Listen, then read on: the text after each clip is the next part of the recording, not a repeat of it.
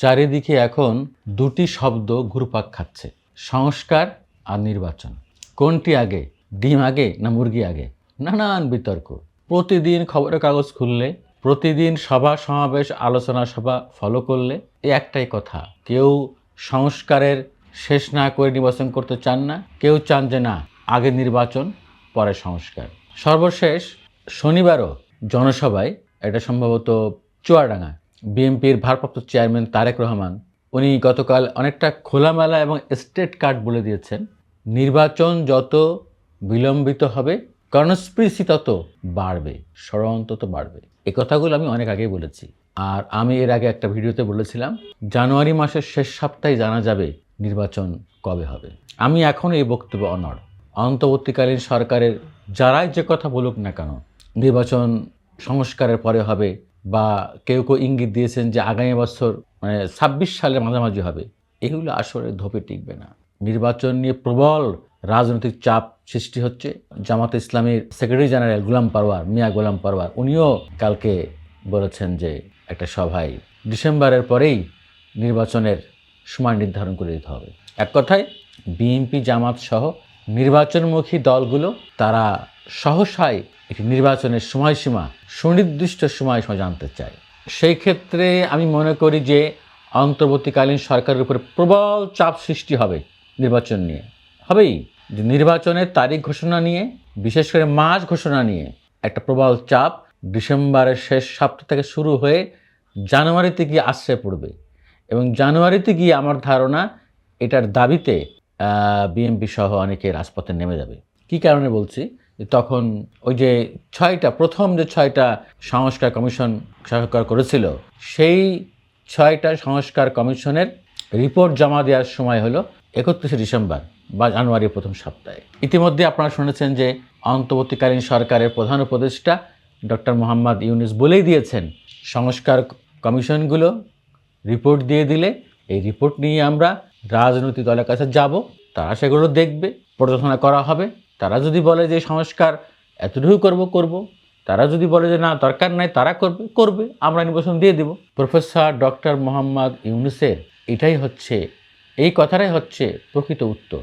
উপদেষ্টারা যে যাই বলেন না কেন, তো আমি যে কথাটা বলার জন্যই বেসিক্যালি ভিডিওটা বানাচ্ছি, সেটি হলো এই যে সংস্কার, নির্বাচন সংস্কার, আমি মনে করি 24শে জুলাইয়ের যে গণ অভ্যুত্থান, এই গণ অভ্যুত্থানের যে আদর্শ, যে লক্ষ্য, সেটি কখনো অর্জিত হবে না যদি না আমরা একটি সংস্কার সঠিকভাবে করতে না পারি। সেটি হলো নির্বাচন ব্যবস্থা। কোনো সংস্কারে কাজ হবে না, আপনারা যত সংস্কার করেন না কেন, যদি ভোট ব্যবস্থা সংস্কারটা আমরা স্থায়ীভাবে সঠিক পন্থায় করতে না পারি, অর্থাৎ আমার ভোট আমি দিব, যাকে খুশি তাকে দিব, নির্বিঘ্নে নির্ভয়ে ভোট দিব, এবং সেই ভোট আমানত সহকারে সেটি গণনা হবে, কোনো কারচুপি হবে না, আমার ভোটটি যথাযথভাবে গণনা হয়ে ফল প্রকাশে যুক্ত হবে, কোনো ধাপে ম্যানিপুলেট হবে না। এই গ্যারান্টি যতদিন আমরা দিতে না পারবো, ততদিন অন্য সব সংস্কার ব্যর্থ। আপনারা জানেন যে 90-এর গণ অভ্যুত্থানের পরেও কিন্তু অনেক সংস্কার নিয়ে আলোচনা হয়েছিল, কমিটি হয়েছিল।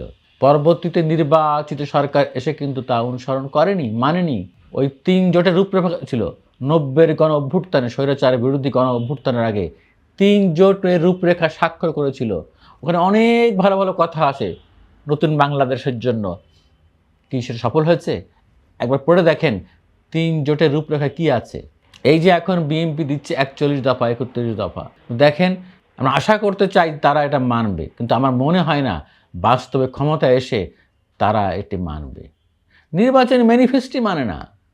নির্বাচনের আগে যে ঘোষণা দেয়, ম্যানিফেস্টো, ওয়াদা, প্রতিশ্রুতি, সেটি তারা রাখে না। কিন্তু নতুন বাংলাদেশে আমরা বুঝতে চাই, আশাবাদী হতে চাই যে হ্যাঁ, অতীতে যা হওয়ার হয়েছে, ভবিষ্যতে তারা আর বরখলাপ করবে না। তো আমি একটা পিন পয়েন্টে আসতে চাই, নির্বাচন ব্যবস্থা কি হবে, যেটি একজন সাংবাদিক হিসাবে আমি আমার সহকর্মীদের সবসময় বলি। আমাদের সাংবাদিক বিটে, আমাদের নির্বাচন কমিশন বিটে যে কাজ করে যে সাংবাদিক, তাকেও আমি বলেছি, ইভেন সবচেয়ে আশা কথা হলো যে নির্বাচন ব্যবস্থা সংস্কারের জন্য যাকে প্রধান করা হয়েছে তিনি হলেন আমাদের সবার প্রিয় অত্যন্ত যোগ্য দক্ষ ব্যক্তি ডক্টর বদিউল আলম মজুমদার। ব্যক্তিগতভাবে তাকেও আমি চিনি, অত্যন্ত ভালো একজন মানুষ। এই বিষয়ে তার ব্যাপক পারদর্শিতা আছে। কী ব্যবস্থা নিলে ভোটের সময় ওই ডিসি, ওই ইউনো, ওই এসি ল্যান্ড, ওই পুলিশের ওসি, এসপি তারা ভোট কারচুপিতে সহায়তা করবে না? কি ব্যবস্থা নিলে? আপনি সব করলেন ভোট সুষ্ঠু অবাধ, যতই ভালো নির্বাচন কমিশন গঠন করেন না কেন, ওই প্রধান নির্বাচন কমিশনার আর 4 জন কমিশনার তারা কি যে ভোট পাহারা দিবে? তারা কি যে ভোট গ্রহণ করবে? তাদের প্রতিনিধি হিসাবেই তো মাঠ পর্যায়ে এরা ভোট গ্রহণ করবে। কেউ বলেন যে না, আগামীতে ডিসিদেরকে দায়িত্ব দেওয়া যাবে না, নির্বাচন কমিশন থেকে নির্বাচন কমিশন নিজস্ব কর্মকর্তা হবে, এটা রিটার্নিং কর্মকর্তা। আরে সেই মানুষই তো গত 15-16 বছরে আওয়ামী লীগ সরকার নির্বাচন ব্যবস্থা শুধু ধ্বংস করে নাই, ওই নির্বাচন কমিশন যত নিয়োগ হয়েছে সব ছাত্রলীগের লোকজন, আওয়ামী লীগের লোকজন ঢুকানো হয়েছে বেছে। তারা তো ওই কমিশনে চাকরি করতেছে, তারাই তো বিভিন্ন পদে আছে, তারাই তো মাঠ পর্যায়ে আছে, নির্বাচন তারাই তো গ্রহণ করবে। তাহলে কি হবে? তাহলে গত 15 বছরে সাজানো আওয়ামী লীগের প্রশাসন দিয়েই তখন নির্বাচন করতে হবে। এইভাবে কিন্তু কঠিনকালেও আমরা যে নতুন বাংলাদেশের বন্দোবস্ত চাই সেটি হবে না। আমরা তো শুধু এই আগামী জাতীয় নির্বাচন অবাধ সুষ্ঠু চাচ্ছি না, এরপরও যে আরও অনেক ভোট হবে, এরপরও আমরা যে আগামী 50 বছরের গ্যারান্টি দিতে হবে যে আগামী 50 বছর যত নির্বাচন হবে কোনো নির্বাচন কেউ কারচুপি করতে পারবে না। সেটার গ্যারান্টি কি? পৃথিবীর উন্নত দেশগুলোতে কি হয়, সেই ব্যবস্থা এখানে কীভাবে করা যায়? আমাদের পাশের দেশ ভারত, সেখানেও কিন্তু এই বিজেপি সরকার ক্ষমতা আসার আগে কিন্তু ভালো ছিল। ইদানিং কিন্তু প্রশ্ন উঠছে সেখানকার নির্বাচন কমিশন নিয়ে, ভোট নিয়ে। আমি বলতে চাই, সকল রাজনৈতিক দল, মত, শ্রেণী পেশার মানুষ মিলে এমন একটি সর্বজন গ্রহণযোগ্য, সবাই মিলে ওয়াদা করতে হবে, লিখিত স্বাক্ষর দিতে হবে, এবং যারা ভোট গ্রহণ করবে তাদেরকে এমনভাবে নিয়ন্ত্রণ করার ব্যবস্থা থাকতে হবে যাতে কেউ ভোট গ্রহণের সঙ্গে যুক্ত একজন ব্যক্তিও ভোট কারচুপির কথা চিন্তাও আনতে না পারে, স্বপ্নও না আনতে পারে। খুবই বেছে সৎ, দক্ষ, যোগ্য, তাদের বংশ পরিচয় সব প্রিভিয়াস রেকর্ড যাচাই বাছাই করে আমাদের নির্বাচনী কর্মকর্তা নিয়োগ দিতে হবে।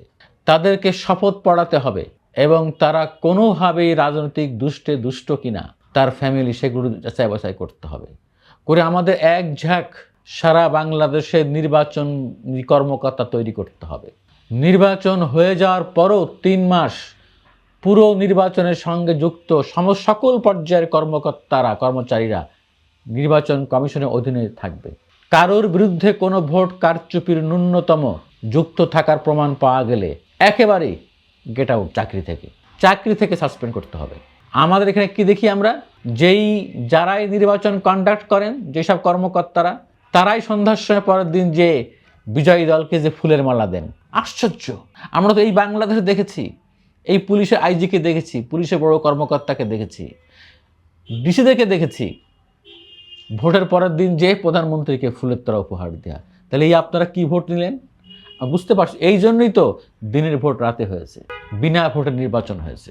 যাই হোক, আমি মনে করি জনগণের কিন্তু প্রতি 5 বছর অন্তর ওই একটা দিনের জন্য জনগণ দেশের মালিক হয় বাস্তবিক অর্থে, ভোটের দিন।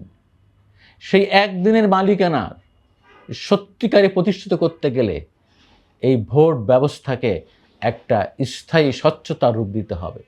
না হলে আমরা জনগণ ইচ্ছা করলেও সরকার পাল্টাতে পারবে না। ওই শেখ হাসিনার মতো একজন স্বৈরশাসক তৈরি হবে, একজন ফ্যাসিস্ট তৈরি হবে, যারা ক্ষমতায় আসবে ভালো কথা বলে, ক্ষমতা একবার বসে গেলে আর ক্ষমতা ছাড়তে চাইবে না।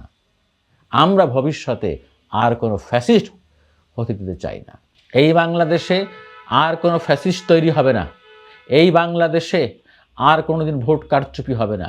সেই বাংলাদেশ আমরা চাই, সেই বাংলাদেশের বন্দোবস্ত চাই। আমি মনে করি ভোট তখনই হওয়া উচিত যখনই এই গ্যারান্টি ক্রসটা ঠিক হবে জাতির সামনে।